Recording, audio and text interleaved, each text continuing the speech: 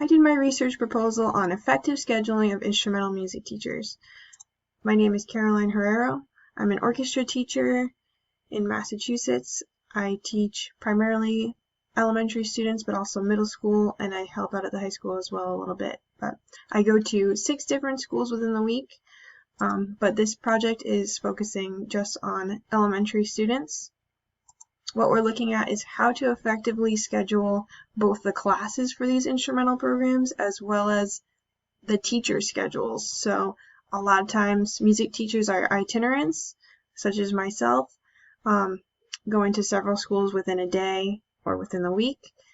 So this will hopefully help with how to schedule programs, looking at different areas. It might be different for whatever school that you're in, but hopefully this will be helpful for teachers that are setting up their programs or just looking to revise the way that the schedule works in their district.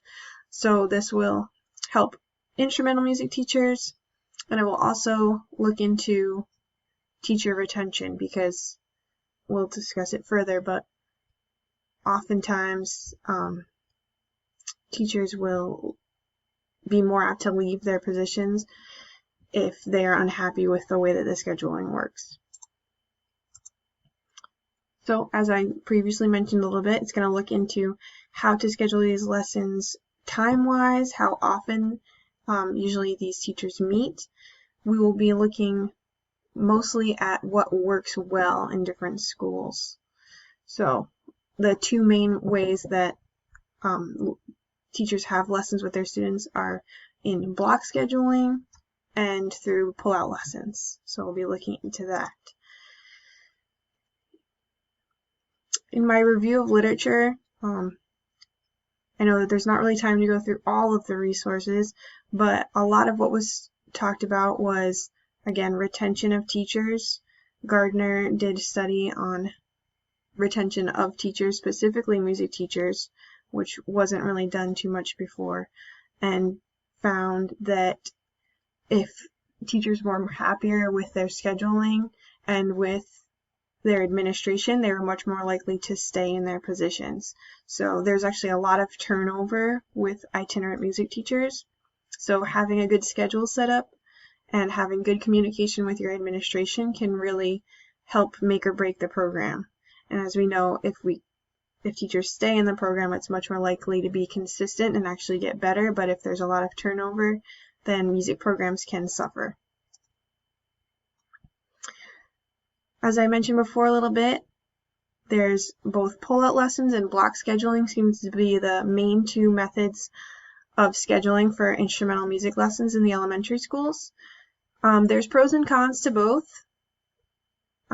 depending on the district and of course on the setup, but Cronin did research into pull-out lessons and found that actually there's a lot of mostly general music teachers and administration and some parents that find pull-out lessons to be kind of scary because they think that if they're missing their other classes that they're not going to do well in them in their main subjects.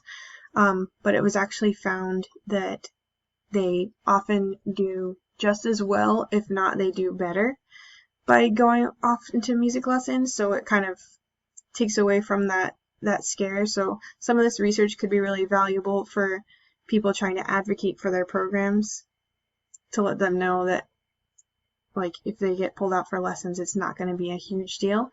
But block scheduling can also be very convenient because then you have a set time every week that you know you're going to be able to see those students. Yes, they have to miss a class, but they know that they're going to miss that one class for X number of days or however it works out, and then it's more regular than pull-out lessons, and that's especially important for itinerant teachers that are going from school to school. A lot of times the scheduling can be different across schools, so that makes it hard for them to schedule their own teaching across several different schools. So there's pros and cons to both. Overall, it seems that most elementary instrumental lessons happen once, maybe twice a week. I know myself, I see my students once a week for 4th and 5th grade, and then they have more classes more frequently in middle school. This quote that we have up here I thought was also interesting, because backtracking to the fear of pulling out students for music lessons, most people also believe that music education is an essential part of a well-rounded education. So I think with the right communication, that a lot of this can be worked out.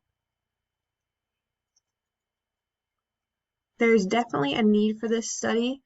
Even as I look around trying to pull from different sources, it's actually kind of hard to find very specific information on this subject. So, and just as Sanders mentions, actually, the specific content area that we're talking about here, the information is very sparse. So I definitely think there's a need for more research in this area, because there's definitely some programs that have it figured out already.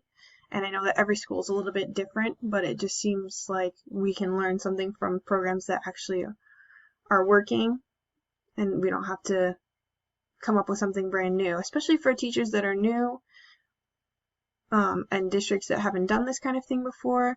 It's really important to have a foundation and a basis for which to base your schedules off of.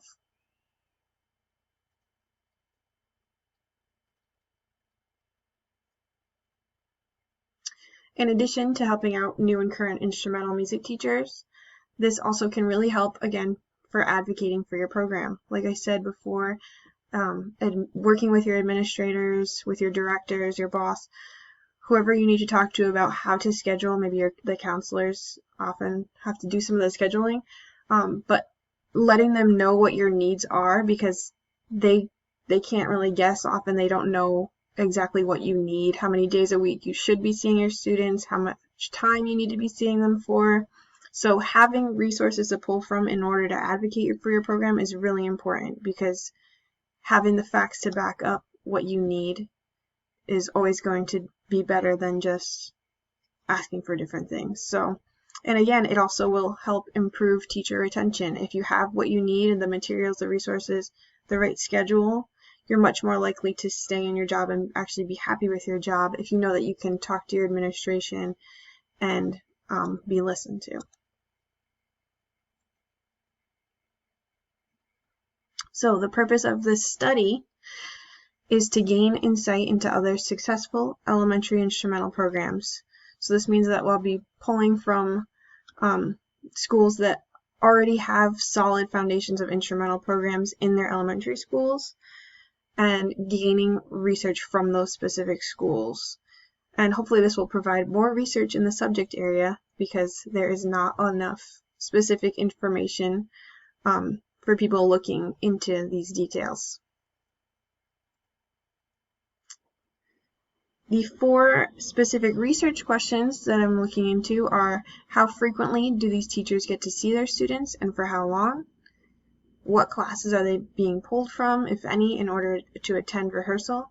I know that this is a big problem from district to district, and I know in my own district I'm only allowed to pull from specials classes. Like, no longer can I pull from an English class or science class. So just seeing what other schools do and what classes they're missing is also really important. Also, what type of setting do these teachers see their students in? Do they see all of their wind players together and their brass players separately, or is it a mixed class? Is it violin, viola, cello, and bass, or is it just separately violin, viola, cello, and bass is another? I'm also looking at the class sizes. How many students they have in comparison to how many students they have in the program altogether. And also, how many schools do these music teachers travel to every week and in a day as well. The methodology for this study is 100 elementary instrumental music teachers that will be coming from urban and suburban districts in northeastern United States. And I'm specifically looking at a variety of socioeconomic statuses, because as we know, you're going to need very different things for different districts. I know I work in a very low income urban district, so what resources we will have will be very different from a wealthier area. The procedure is mixed methods research because it's going to utilize a questionnaire through Google Forms, but it will also be using statistical data from the questionnaire afterwards, which makes it mixed methods because it will be specifically percentages. The four main categories of the questionnaire are the frequency, block scheduling or pull-out lessons, type of classroom setting, and music teacher specific questions. So all the questions about how much they see their students for the length of time, all those kinds of questions will be under frequency. Then questions about what classes they're missing and what type of master schedule maybe the school has, or how those lessons get scheduled in is the second category. Type of classroom setting is what I just talked about with what groups they see together and class sizes. And then the last questions will be specifically about the music teachers and their own travel and setup within their job. The data will be analyzed again in percentages at each question individually. We're going to look across that, and then also within the bigger four categories to look at those sections as a whole.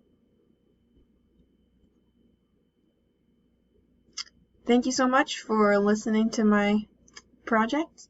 All right, looking forward to listening to everybody else's. Thank you.